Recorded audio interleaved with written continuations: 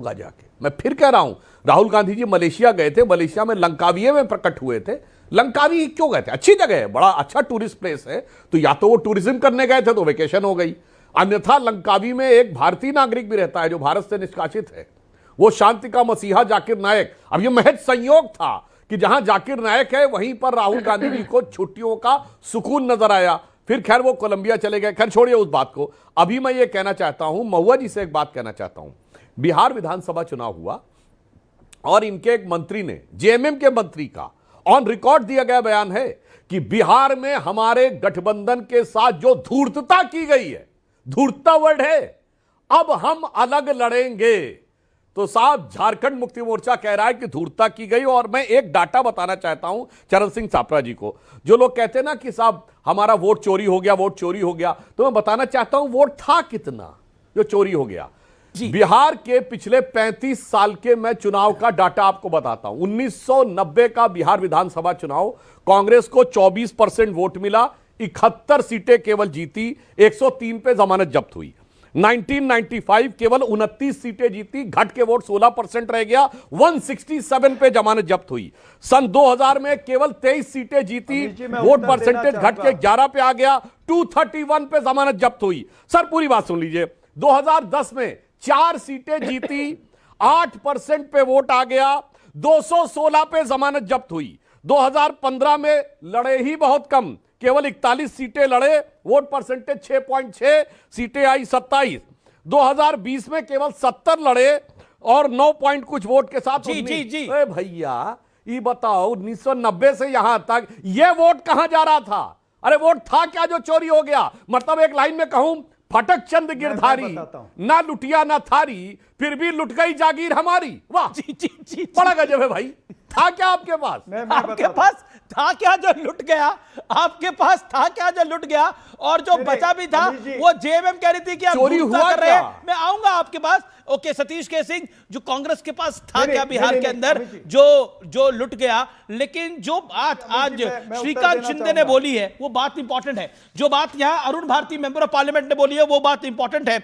उनके नेता जब चुनाव होता है तब बाहर चले जाते हैं, तो चुनाव जीतेंगे कैसे? पार्ट टाइम पॉलिटिशियन है, वर्क फ्रॉम होम करते हैं। That's a basic question, answer it. Satish K Singh, you are a fine journalist, make your point. देखिए ऐसा है, मैं आपकी उम्र नहीं पूछ रहा आपसे। मेरी उम्र आप पूछिए, पहले प्रधानमंत्री जी के पूछिए तब पूछिएगा। नहीं पता है सबको 75 है, पूछनी क्या है? अच्छा तो ठीक है। नहीं आप अपनी बताई दीजिए जब आपने बोला ही है। मेरा तो आप राहुल गांधी से युवा है?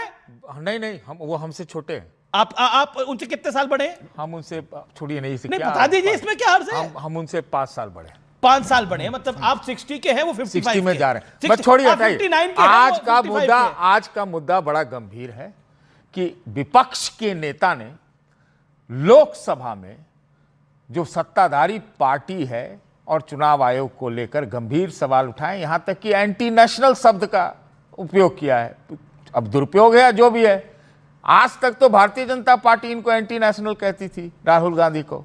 लेकिन जो 4 चीजें उन्होंने कही है, अरे आज के डेट में ऐसा है कि चुनाव आयोग कुछ अच्छा भी काम कर रहा होगा ना, भारतीय जनता पार्टी ने इस तरह का बना दिया स्थिति को कि आज विश्वसनीयता पर बहुत खतरा पैदा हो गया है।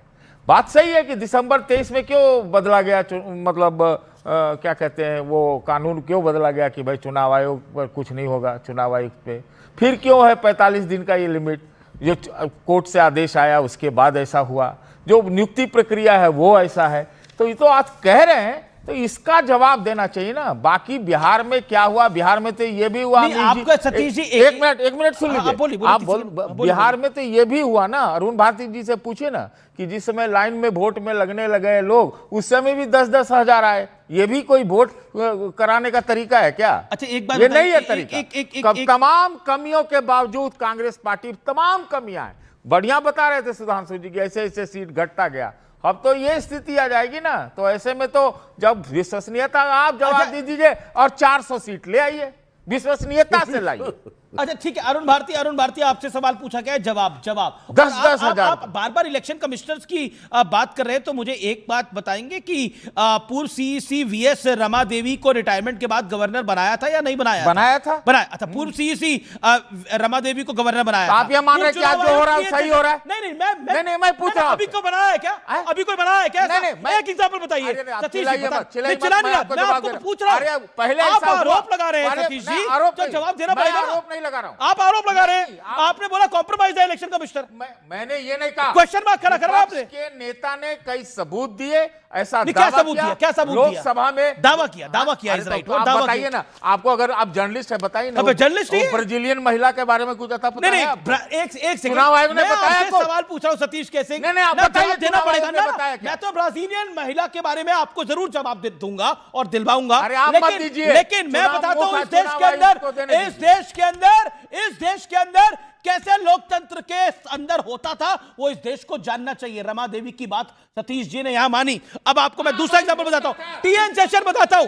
टीएन सेशन रिटायरमेंट के बाद चुनाव लड़े, एलके अडवाणी के खिलाफ अहमदाबाद से चुनाव लड़े। उसके बाद पूर्व सीईसी एमएस गिल रिटायर होकर कांग्रेस के मेंबर ऑफ पार्लियामेंट बने, और ये नहीं, कैबिनेट मिनिस्टर बने। और कुल मिलाकर सीधी बात यह है कि आज के दौर में अगर एक एग्जांपल आप बता दें, कोई बता दे, तो मैं आपको मानता हूं। बताइए, एक एग्जांपल नहीं है। ओके, अरुण भारती आपका जवाब सतीश के सिंह को। अरुण भारती 30 सेकंड। अरुण भारती, सबसे पहले मैं ये बता दूं कि 40 सेकंड अरुण भारती।